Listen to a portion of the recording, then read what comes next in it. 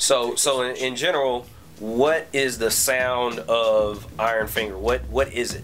I'm gonna jump in here and say that it's all about this guy right here. What he keeps under this cap. Yeah. That's part of it. That's why we signed on, is because of what comes out of his brain. And when he puts out on a piano and then looks up and says, "What do you think?" We think, "Wow, you've done it again. You're crazy. How can we be in your band?" Yeah. Let me ask you two then. What do you hear when he writes something? When he writes something, what do you guys hear?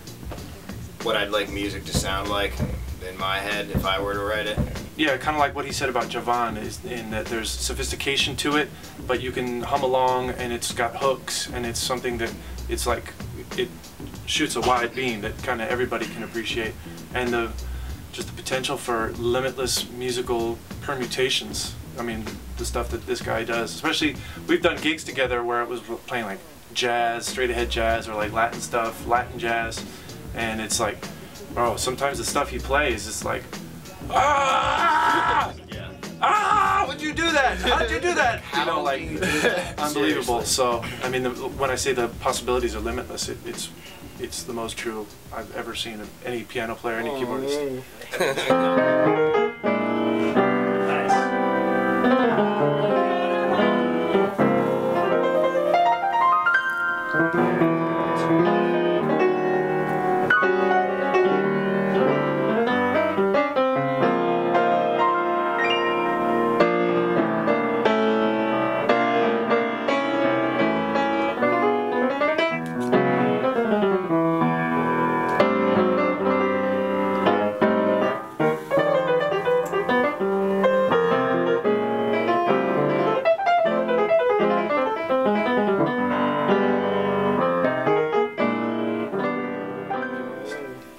Not to just keep, you know, floating Brian upon a golden sea of compliments, who he deserves it, but it's just like, this, you know, what Iron Finger fans or people that listen to Iron Finger see or hear when they go to see Iron Finger, it's like half of a pinky nail of like what's in Brian music.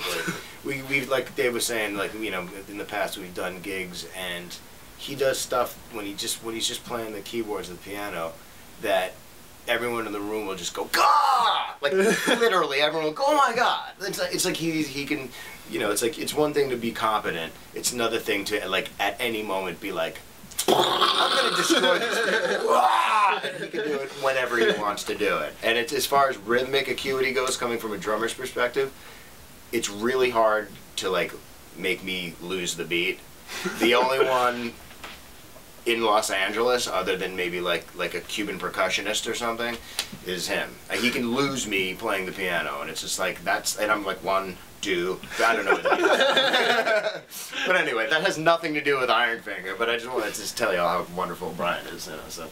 But no, I mean, you know, it's, anything that he does, we want to be a part of it because it's his concept, it's his music. Of course, we bring a lot to the table as well, you know, but, you know, we were just both really excited and happy to be selected as his, you know, his bandmates. So. And that's it. I don't even need to ask him anymore. Oh. That's what it is. Yeah. For you, still a knucklehead though. for you, just in general, when you sit down to write a song, or when you say this is going to be an Iron Finger song, what is the quality of an Iron Finger song that makes it separate, that you think as a band or as music? When I write a song, I don't really put too much thought into it. I really try not to think about it at all, actually, you know? I just kind of like, if you have a good melody and then you remember it a couple days later, even if you didn't write it down, then that's how I usually judge it. Yeah, that's pretty much it. I just sit down and write it, you know? And as far as lyrically and stuff, it's like, obviously everyone writes from their life, but I kind of write from other people's lives too, you know? Like my mom and dad work really hard, so I write about like parents that work hard for the kids, because that's what I'm into, you know? You know, I care about like things that affect us, maybe that we don't think about. I don't know. I don't try to get too political now, because the more I've noticed you get political, the more it tends to divide people.